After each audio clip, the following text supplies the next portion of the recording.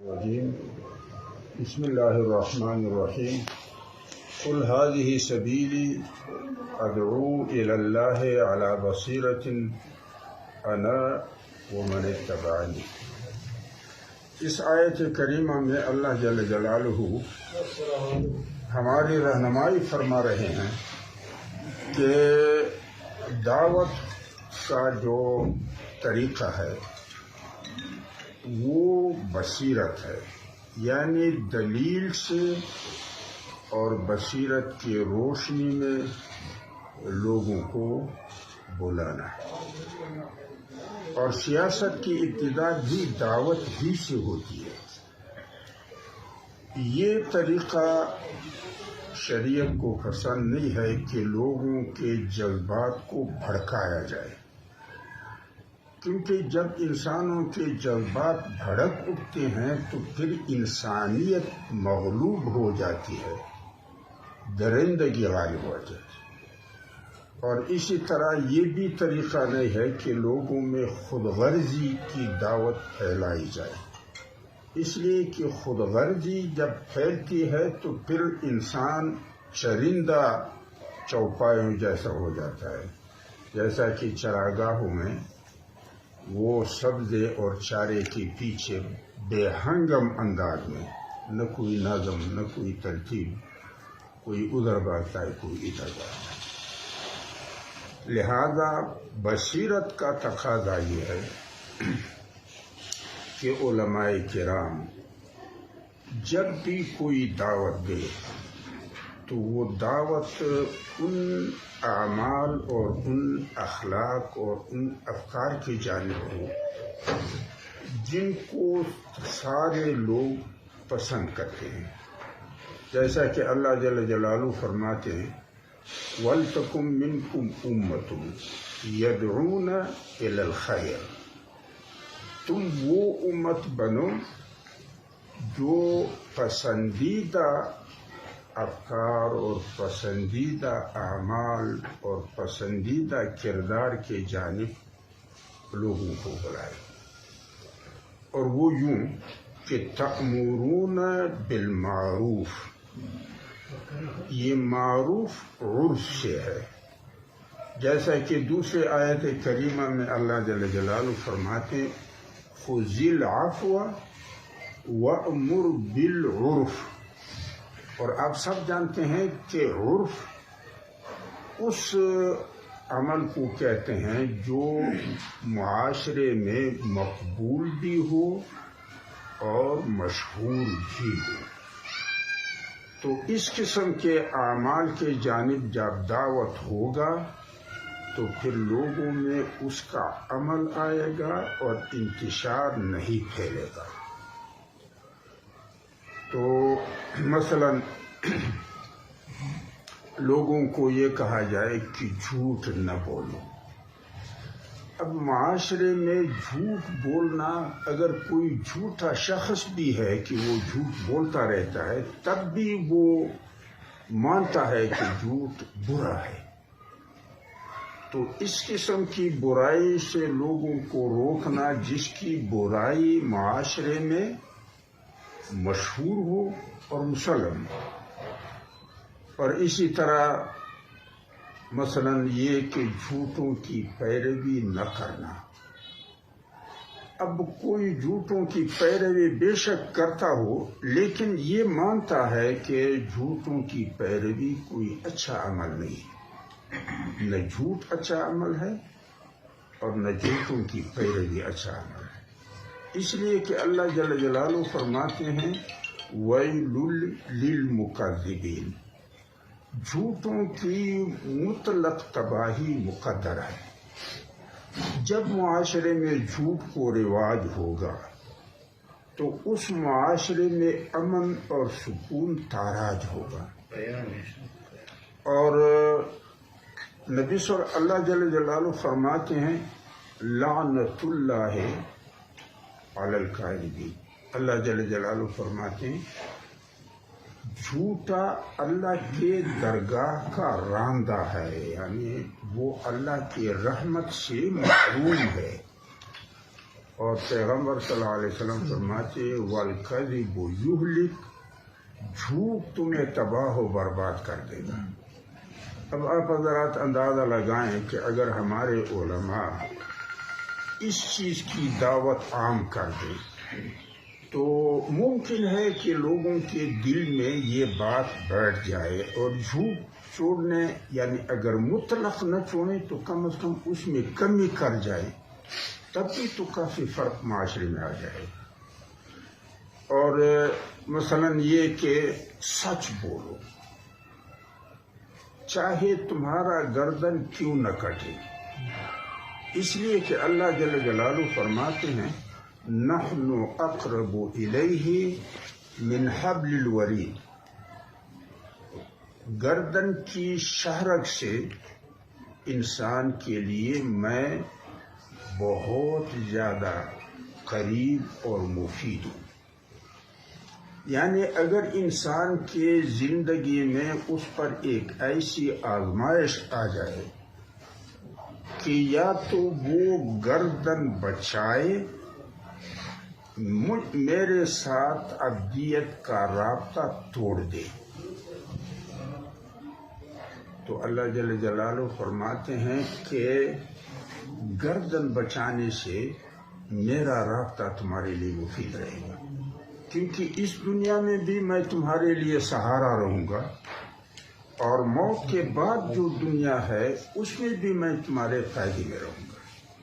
اور اگر تم نے گردن بچائی اور مجھ سے رابطہ توڑ دیا تو میرا رابطہ تو آپ نے مرضی سے توڑ دیا ہوگا، لیکن موت تو تمہیں بامر مجبوری آئے گی، تو زندگی بھی چلی جائے گی اور میرا رابطہ بھی توڑ دے گی، تو دونوں خطا ہو جائیں گے۔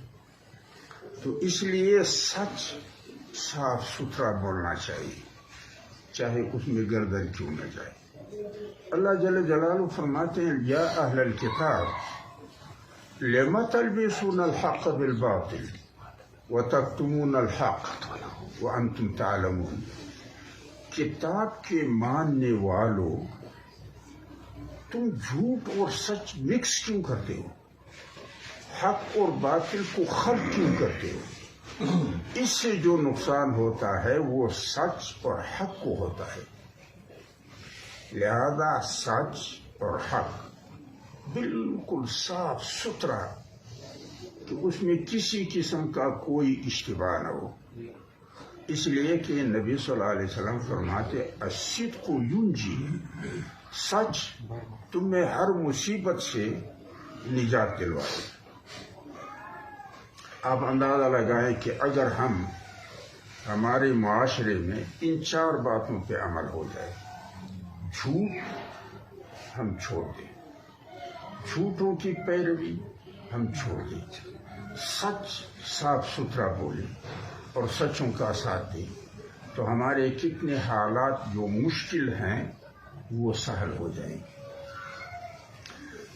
میں اکثر ساتھیوں سے کہتا ہوں کہ 5 وقتہ نماز میں اس کی ہر رکعت میں ہم اللہ سے دعا کرتے ہیں، ہم کہتے ہیں اہدنا الصراط المستقیم۔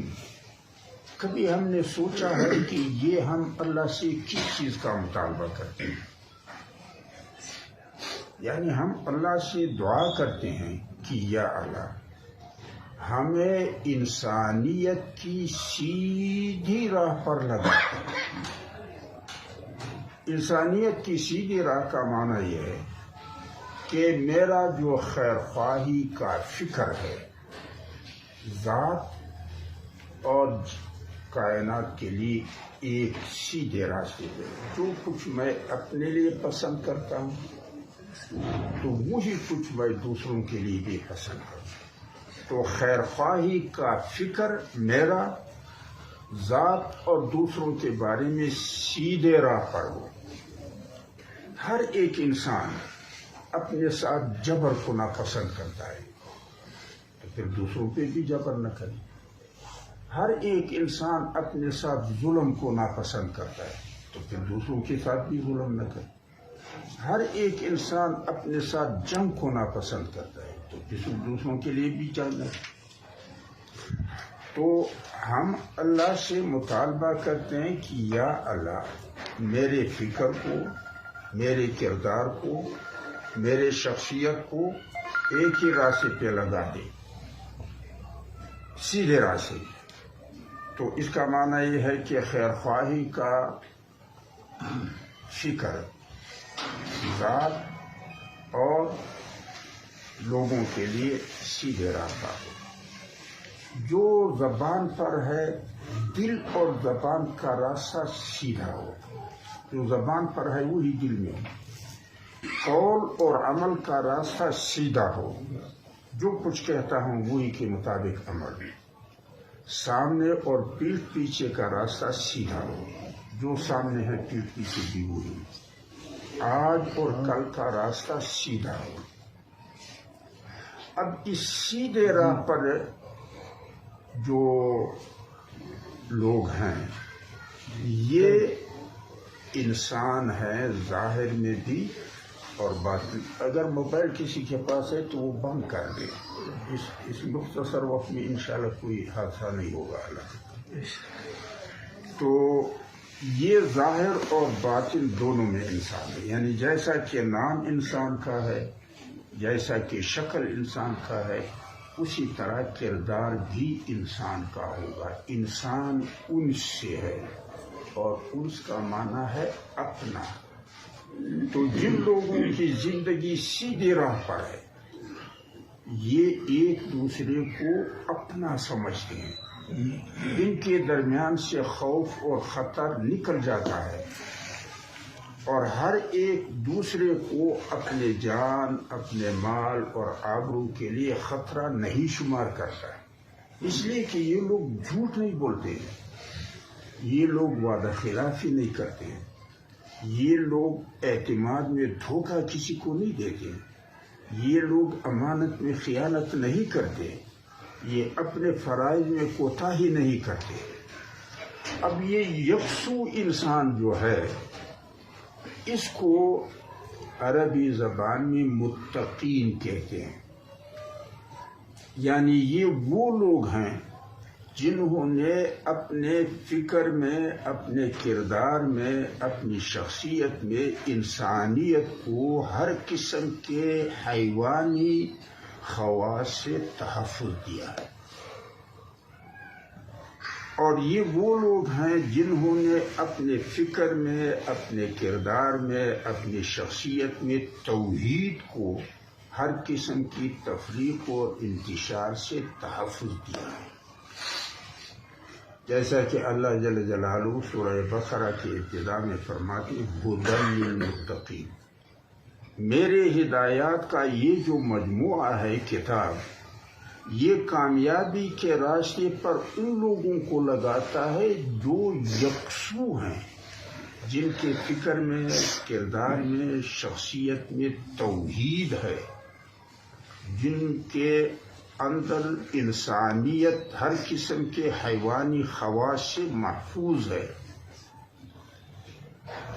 اور پھر آگے تو گویا کہ انسانیت یہ جڑ ہے.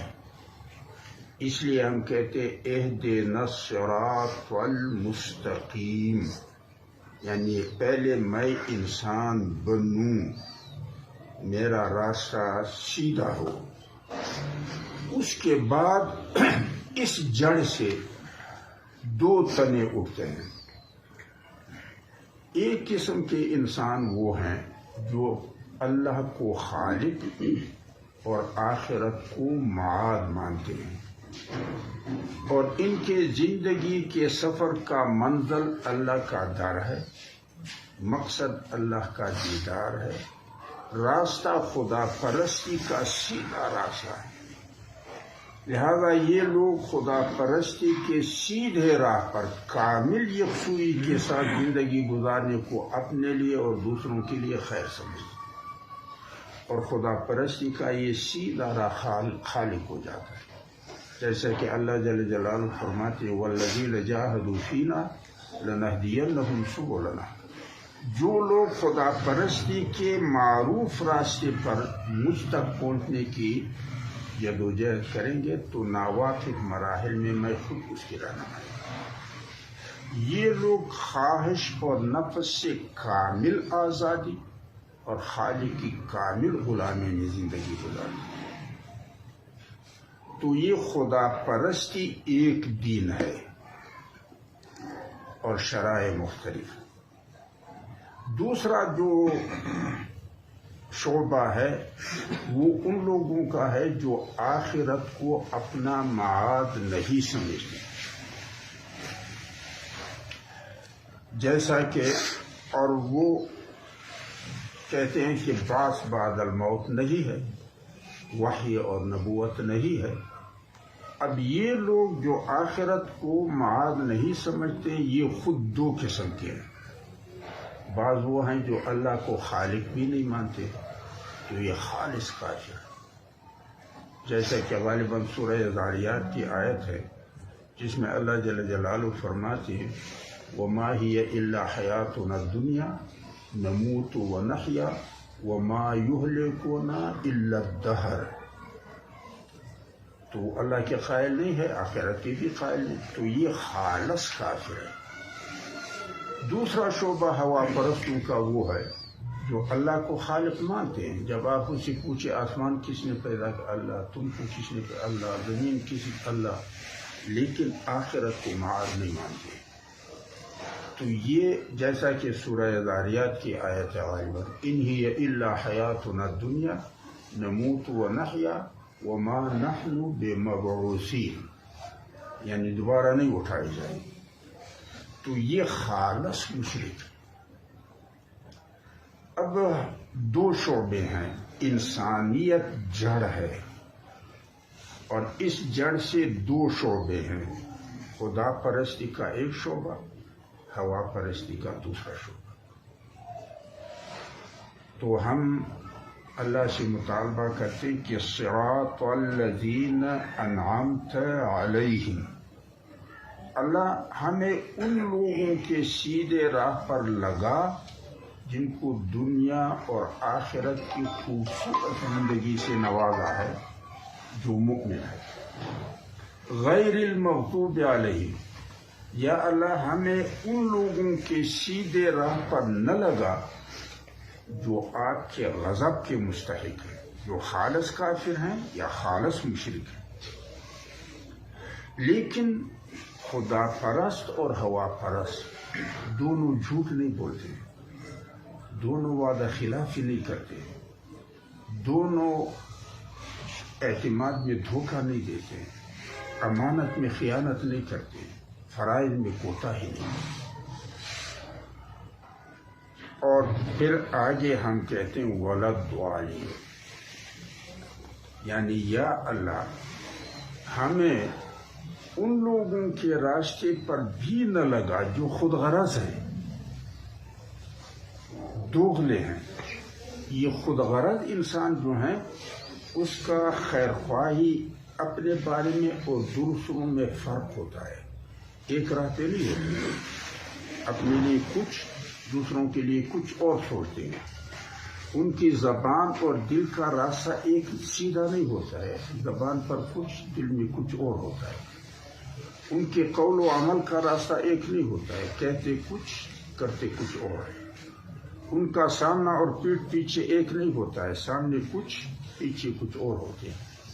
ان کے آج اور کل کا راستہ ایک نہیں ہوتا ہے، آج کا ایک، آنے والے کل کا دوسرا۔ یہ لوگ نام کے انسان ہیں، شکل کے انسان ہیں، کردار کے حیوان ہیں۔ یہ جھوٹ بولتے ہیں، یہ وعدہ خلافی کرتے ہیں، یہ اعتماد میں دھوکہ دیتے ہیں، امانت میں خیانت کرتے ہیں، فرائض میں کوتاہی کرتے ہیں، یہ خود غرض ہوتے ہیں۔ ان کی زندگی سفر نہیں ہے جس کا کوئی منزل ہو، کوئی مقصد ہو، کوئی راہ متعین ہو۔ یہ ایسے ہیں جیسا کہ چراگاہوں میں جو مال مویشی چرانے والے ہوتے ہیں، اگر ان کا کوئی بھیڑ بکری ریوڑ سے خطا ہو جائے تو وہ پھر چراگاہوں میں جب ان کو تلاش کرتے ہیں ان کو راستے تو معلوم ہوتے ہیں کہ فلاں گاؤں کو یہ راستہ جاتا ہے، فلاں کو یہ، لیکن وہ راستے پہ اس لیے نہیں چلتا ہے کہ وہ راہ رو نہیں ہے، وہ گمشدہ چیز کے تلاش میں ہے۔ تو یہ خود غرض جو ہیں یہ راستے پہ نہیں چلتے ہیں، ان کی زندگی افراتفری کی شکار ہوتی ہے۔ تو اس لیے ہم کہتے ہیں ولد دعائی، یا رب ہم سے گمشدہ چیز کے متلاشی بھی نہ بنا، کہ نہ ہمارا کوئی منزل ہو، نہ کوئی مقصد ہو، نہ کوئی راہ۔ اور ان لوگوں کو مذبذب بھی کہتے ہیں، جیسا کہ اللہ جل جلالہ فرماتے ہیں مذبذبین بین ذالک لا الہ الا ولا الہ الا۔ یہ اضطراب اور تردد اور کے شکار ہوتے ہیں، کبھی خدا پرست بنتے ہیں، کبھی ہوا پرست بنتے ہیں۔ ان الذین آمنوا ثم کفروا ثم آمنوا ثم کفروا ثم ازدادوا کفرا۔ یہ کبھی ایمان جب ان کو مفاد نظر آئے، کبھی انکار جب ان کو مفاد نظر آئے۔ تو اس لیے اس کو اللہ جل جلالہ فرماتے ہیں وَمِنَ النَّاسِ مَن يَعْبُدُ اللَّهَ عَلَى حَرْفٍ۔ بعض لوگ ایسے ہیں جو عبدیت کے آخری کنارے پہ ہوتے ہیں، ایک پاؤں دائرے کے اندر ایک باہر۔ اگر خدا پرستی میں اس کو مفاد نظر آیا، باہر کا پاؤں بھی اندر کر لیتے ہیں اور کہتے ہیں کہ مجھ سے اچھا مومن۔ اور اگر اس کو کوئی خطرہ نظر آیا تو اندر کا پاؤں باہر نکال دیتے ہیں۔ اللہ کا دین ہے، ہم غریب لوگ ہیں۔ تو یہ جو مذبذب، اس کو مذبذب بھی کہتے ہیں، اس کو منافق بھی کہتے ہیں، اس لیے کہ نفق اس سورن کو کہتے ہیں جن کے دونوں طرف کے منہ کھلے ہوتے ہیں۔ ان لوگوں کا